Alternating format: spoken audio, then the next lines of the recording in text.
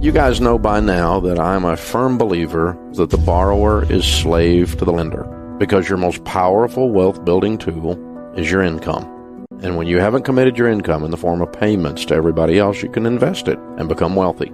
Really. The average car payment in America today is $503. That's just cray-cray. That's nutty. If you invest $500 in a decent growth stock mutual fund from age 30 to age 70, you'll have over $5 million. That one thing will make you worth $5 million. Isn't that amazing? And so I've become known for getting people out of debt, and it changes your life. It changes your family tree. It changes your retirement. You retire with dignity.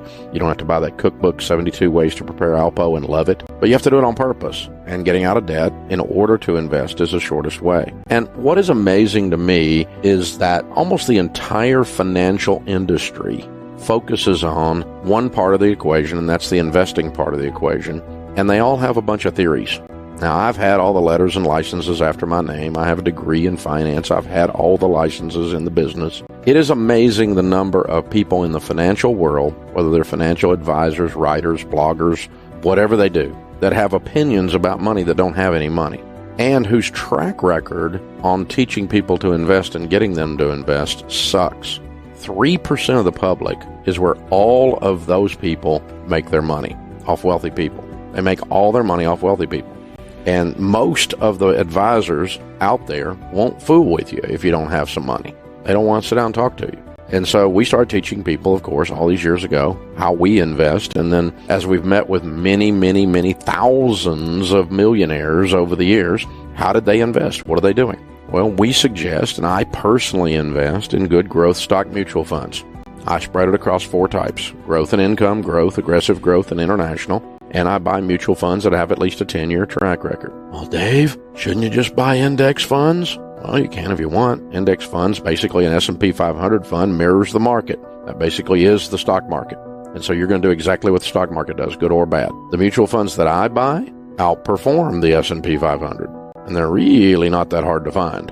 A lot of mutual funds don't outperform the S&P 500. So if you're going to buy that, well, that'd be dumb. Just buy an S&P 500. But I buy mutual funds that outperform the S&P 500, and my portfolio mix that I just outlined is pretty much always beats the market because I buy funds that outperform the market. It's not that hard to do. You open up the prospectus, and there's 2 little lines on the graph. One of them is the S&P 500. If the mutual fund you're looking at, if that line is below that S&P 500 line, don't buy that fund. This is hard. Really not that much to this. But, Dave, you just tell people buy those loaded funds. Yeah, they'll pay a commission. That's fine. Have somebody in your life helping you do the investing. All the data says that you'll continue to invest doing that. But when you're out there by yourself with all your theories and some idiot newscaster comes on the evening news predicting the end of the world, what do? You cash out all your mutual funds at exactly the wrong time because you don't have anybody in your corner saying, don't jump, don't jump. Instead, you're just out there with your own emotions and the newscaster, and that's how you pick out when you jump in or out of the market, and that's just dumb. So all the data says a decent portfolio of good performing mutual funds wins. And the big thing is actually putting money into the mutual funds, actually investing. One piece of research shows that 74% of the reason of retirement success is doing it. It's called savings rate. The number of you that put money in versus talk about it and continually put money in. Year after year, year after year, year after year, month after month, week after week, out of your check, into your 401k, over and over and over and over and over again. This is how you get wealthy. It's ludicrous. I know a lot about mutual funds. And let me tell you how I pick mutual funds. About 80% of the choice on my mutual fund, 85%, is based on its rate of return, its track record. If the track record's tied, and I'm trying to look, I look for the longest track record. Who's been doing it a long time? I like neighborhoods with big oak trees when I'm buying real estate. You see what I'm saying? I like a long track record, something stable. I don't like risk. I like to make money. Risk equals not making money for me. Big risk, anyway. We should spread it across 4 types: growth and income, growth, aggressive growth, and international. Let's talk about those for a second, because there's all kinds of names for mutual funds, and the name of the mutual fund tells you what is in the fund. Okay? A growth and income fund is also called a large cap fund, sometimes also called a blue chip fund.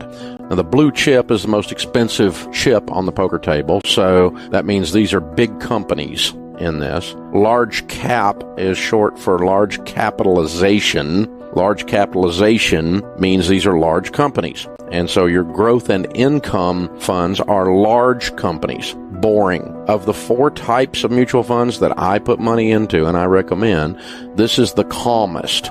If you were to chart this volatility on this fund versus the stock market, you would see it's a lot calmer than the market. And so it's your friend when things are going down, in other words. It's your stable. It's the big old dinosaur companies. They're boring. When things are going up, by the way, it's also boring. It's not exciting when things are going up. It's a downer. You look at that thing going, why is it not doing well when the rest of the market's going up? Because it goes slower than the market up and slower than the market down, because this is stable land. A growth fund is right in the middle. The S&P 500 index fund would be considered a growth fund. A growth fund is companies that are growing. They're kind of medium-sized companies, so you might hear it called mid-cap fund. These are just standard growth stock mutual funds. There's a whole lot of these out there. Ton of funds that fall in this area. The idea is pretty simple. The growth fund, that's kind of right there in the middle. You want something in the middle. It's pretty much going to do about what the market does in terms of volatility, but you can get mutual funds that are growth stock mutual funds that outperform the S&P 500. You can even get growth and income funds, even though they're not as volatile, that outperform the S&P 500. Then there's the aggressive growth fund. This is the wild brother, okay? It's the crazy one. And so you might guess it's going to be also called a small cap funds. These are the small companies, the startups. A lot of tech companies would fall into there. Very crazy. All the fun, weird stuff is in there. And that means some of it fails and goes to zero. And so it's a crazier mix. It's going to be much more volatile than the stock market is. So it's going to go up faster than the market goes up, but it's going to go down faster than the market goes down. Small cap, aggressive growth stock mutual funds, also known in there as emerging market. You would call it that too as well. International funds means that the stocks in it are overseas companies. They're not American companies. It has a kissing cousin called a global fund. If you think of a globe, what is it? It's everything. So that would have international and U.S. companies in a global fund, and it would be a cousin to an international. By the way, American companies generally outperform other international companies by and large as a group, and so your international fund will be your worst performing of the 4 over the last several decades. And a global fund will outperform an international fund because you put some spice in there, you put some American companies in there usually, and so they're a little bit better, but at least you got some stuff overseas. You're not 100% betting on the American economy. Not that I'm anti-American, I am not. This is not a patriotic thing, this is a diversification thing. And so, you want to have some BMW and some Mercedes in there. You want to have some LG and some other stuff. Even though some of those things are made stateside, those are foreign companies. And so you look for companies that are overseas based, could be a French company, could be whatever, that are in an international fund.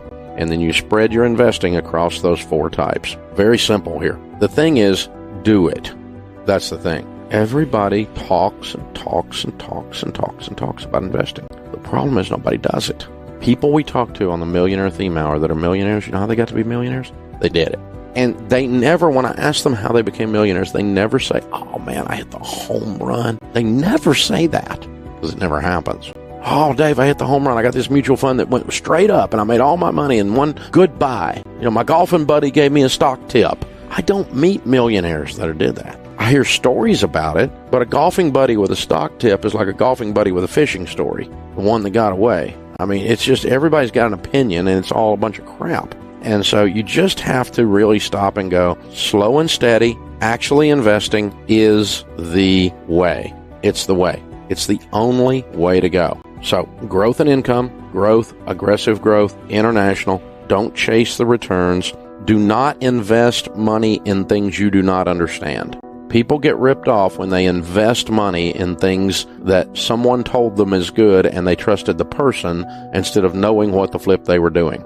All these athletes you read about, the NFL stars, and they lost $10 million or they made $100 million and it's all gone. And, you know how they lose their money? Because they give it to someone else to handle and they don't even look at it. And then they're shocked to find out that person was a crook. That's how you lose your money. It's your money. Just like it's your kids, which means you have to make it behave. Just like you have to make your kids behave. You have to do that. If you want good kids, that's how it's going to happen. If you want money, this is how it's going to happen.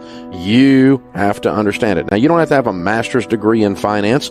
This stuff is not rocket science. It is really not that difficult. And you really, really seriously have to do this, and you have to understand what the money is going into. Do not put money in it. That's why when you're buying insurance, when you're getting a mortgage, doing your investing in mutual funds, that's why when you do all of that, that you have to understand what you're doing. And the only way you're going to do that is when you're picking someone to help you in one of those areas. You're doing your estate plan if it's complicated. You're doing your taxes if they're complicated, that kind of thing. You need someone sitting on the other side of the table that is not a salesperson, but they have the heart of a teacher, not the heart of a salesperson. I'm an easy sale once I understand something, but until I understand it, I'm not putting a dime in it. I'm not going forward with this. It's that simple. Do not forget to click the like button, leave your comments below and subscribe to the channel to join the community for more interesting finance contents like this. Thanks for watching and see you on the next one.